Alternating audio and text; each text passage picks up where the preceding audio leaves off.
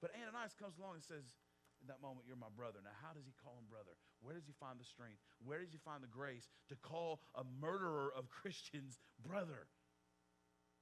Let me tell you exactly where. This is what needs to speak to us today. Listen, Ananias can call Saul brother because God had already called Saul son. And if God calls him son, I have to call him brother. Amen, somebody? You cannot be in two more different tribes or camps than Saul and Ananias in this moment.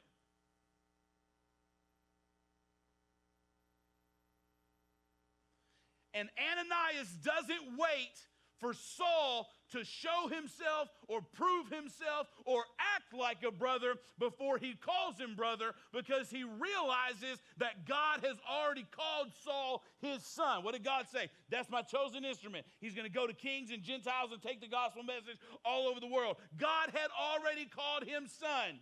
So if God calls him son, and I know that I'm God's son, this guy has to be my brother right now. While he's still making mistakes, while we still disagree, while we still don't see eye to eye, while we're still not necessarily in the same camp or in the same tribe, you are my brother because God calls you son.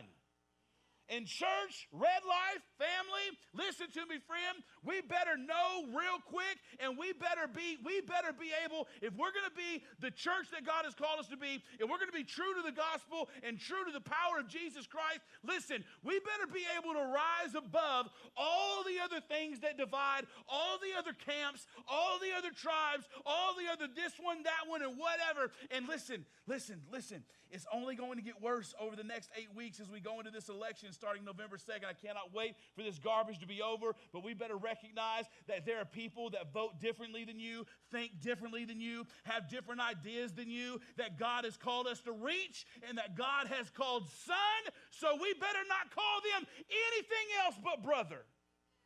Amen?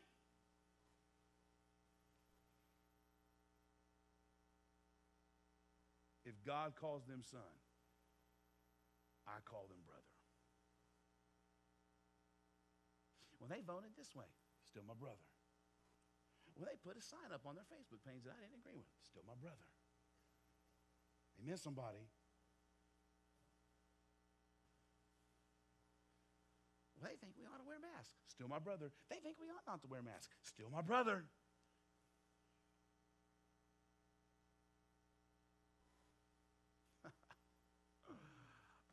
I know I'm just stirring up right in your mess this morning. I'm sorry. I'm not, really. Because we're called to be different.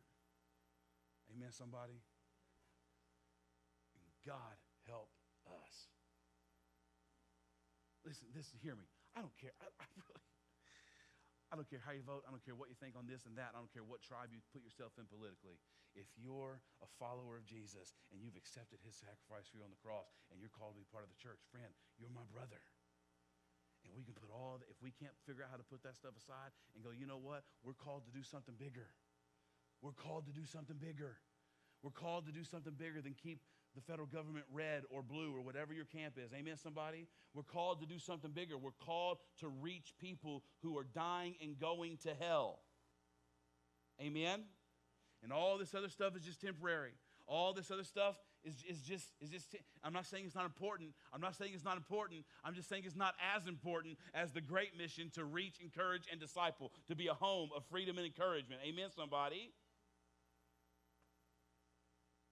So if God calls you son, if God calls you daughter, I call you brother, I call you sister.